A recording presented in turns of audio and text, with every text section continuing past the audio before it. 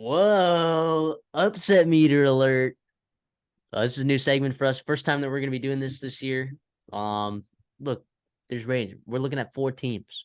Washington, they're playing Arizona. Tennessee, they're playing South Carolina. Iowa, they're playing Michigan State. Bama, they're playing Mississippi State.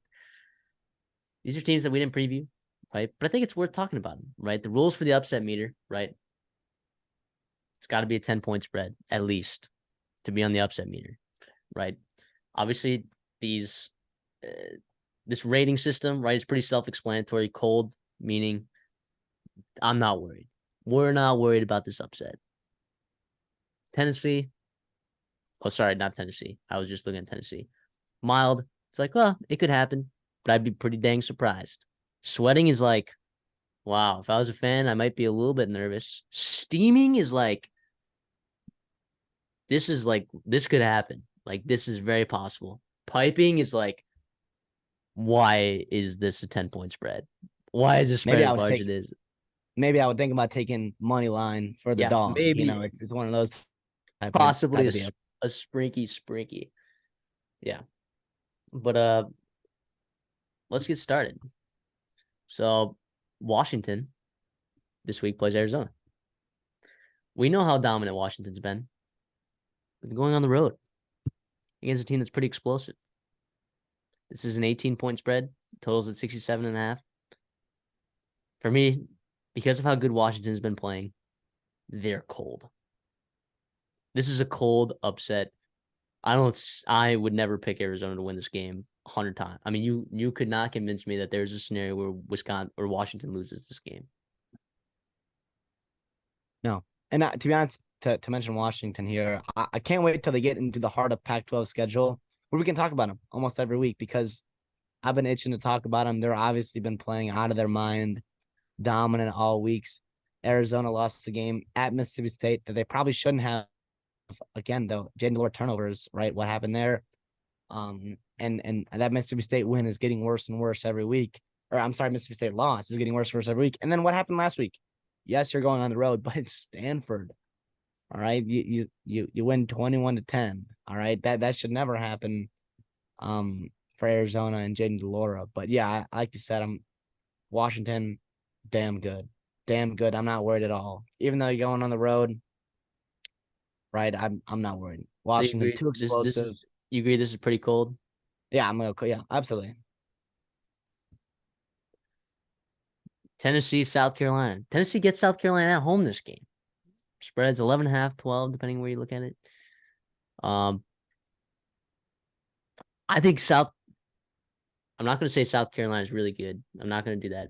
Spencer Rattler is really good. He's playing out of his mind right now. He's playing out of his mind. And until I see Tennessee play 4 good quarters of football, I'm going to say that there's a chance they lose this game. In fact, I think it's more than a chance. This is like, to me, this is steaming. This is steaming. Now, there's also a scenario where Spencer Rattler gets overwhelmed by his pass rush and makes some mistakes. But just the way that he's been playing, man, like, holy cow. For me, this is steaming hot. Yeah, I think you're right. I couldn't agree more. I think Tennessee's a team that we're not super high on right now. I think 21 in the country is maybe a little bit too high for them. And obviously it helps them being at home in Knoxville. And obviously that's why the line is over 10 points like it is. But if we know one thing about Shane Beamer teams, right, as inconsistent as they may be, as highs and lows as they have, it don't matter where they're playing. It don't matter.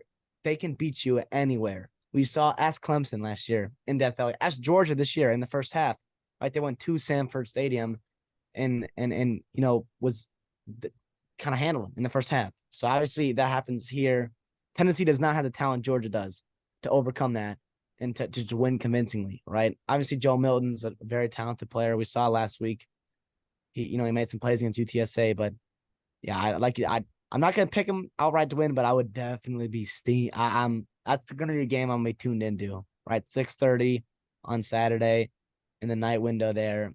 I wouldn't be surprised if you checked your prompt there at the bottom of the screen and it's up. South Carolina's up 7 points, up 10 points in the second half, right? With Spencer Rattler in that offense there, you never know. I agree. Put that one in steaming. Iowa, boy, they've sucked on offense. Boy, have they sucked on offense. This game is a night game at Kinnick Stadium, playing against Michigan State Spartans, who also stink potentially. No, they stink. This is a stink fest right here on offense. Absolute stink fest, which maybe is a preview for some Dawson's Diner bets that are coming up after this segment. But yeah, I mean, for me, this is sweating just because I mean, when you have a total at 36.5, right? That you're automatically sweating there, right? You know it's gonna be. I mean, you could have a total of 36.5 and have a game be 20-3, right? But just the way this offense just can't figure anything out, right? And their running backs are injured. Cade McNamara is frustrated. Their wide receivers have 14 catches all year. Like, that is would you even come to Iowa if you're a wide receiver? Credit Charlie Jones for getting out of there, finding Purdue. That's the kind of talent that they had on that roster. He's already got a punt return for the Bengals, though, this far this season, and reception as well for 6 yards. But for me, this is sweating. Where are you feeling about this? I agree. I agree. And it's not that I'm high on Michigan State at all, right? And their offense, both of them are terrible. It's just when you play the type of football that Iowa plays and you have the type of offense that they have this year, you're not going to blow teams out, right? Or at least Power 5 teams, you're probably not going to. And that leads you the longer you leave teams into this game, right? In college football, anything can happen. Obviously, night game at Kinnick Stadium definitely helps you. That's why I'm no more than sweating. But yeah, for the rest of the year, as bad as Iowa in the Big Ten West is, any team can beat any team in the Big Ten West, and obviously Michigan State's Big Ten East. But I think Iowa's going to be on alert the rest of the year, and they could probably win all their games the rest of the way. Yeah, wouldn't be surprised by that either. Yeah, but still, I'm gonna go. I think sweating's the right place to put them. Let's move on to Bama. Going on the road to play Mississippi State. They handled Ole Miss at home last week. I shouldn't say handled. They didn't look great in that game, but they won by 2 touchdowns, right? So they did what they needed to do after two not so great games, one against Texas, one against USF. Who would have thought I would have been saying that? Uh, yeah, just going on the road again. Cowbell feels like Will Rogers kind of figured out that he can throw the ball down the field, or the coaching staff kind of figured that out a little bit. Also, how about Griffin? What do you have, like 250 yards or something, 230 yards? Goodness gracious. Yeah, fans have been excited about that guy for a while, and it's good to see him pop off for the Bulldogs over there. But for me, this is pretty mild. This is a pretty mild upset alert rating. I just this Bama team is so talented, man. It's so talented, and this Mississippi State secondary is struggling a lot. Obviously, lost a lot of guys last year. I think this could be like another kind of get right game for Jalen Milroe. Like, not gonna have to be looking off your first read a ton. Maybe your guys will just be open. Because again, you and I have talked about this. Bama receiving rooms, it's not been terrible this year. I don't think it's been as bad as it has been. The emergence of the freshman Jalen Hall too has been nice. Another guy they're going to get more and more involved as the season goes on. Yeah, where's this for you? Yeah, I'm pretty mild here. I don't mind this at all. I do think Mississippi State, if you're thinking about a path to victory, is pushing the ball downfield with Will Rogers, which we saw last game, obviously.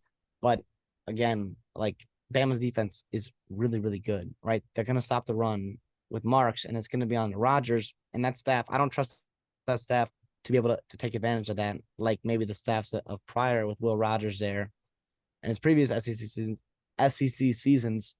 And Saban has had Mississippi State's number for as long as he's been there. I mean, Mississippi State have had some really, really good teams and have just struggled to move the football against Bama. And I also think Mississippi State's very liable defensively, right? That was a point where we thought it was going to be a strength for them coming to the year. Arizona moved the ball a ton on them. LSU obviously just cut through them like hot knife on butter. And then in South Carolina, Spencer Rattler, moved the ball a ton. I do think, yeah, if you're Alabama, Jalen Monroe can put up some numbers this week. I think through the air and a deep ball, which he's actually really good at throwing the deep ball. And then obviously with his legs and McClellan on the ground. Yeah, I like you said, I'm not too worried. Obviously going night game at Mississippi State, cowbells, whatever. Not too worried. I think Bama gets it done here. I'm not worried at all. Roll them in the mild. Uh, I will say, hey, I enjoyed this segment a lot. I enjoyed this segment a lot. You viewers, you listeners, if you're listening to the segment, please let us know how you liked it. Also, if we missed any, we only really have time to cover a couple, but uh, let us know who do you think's on upset alert this week? Who do you think's on upset alert this week? Make sure to check out.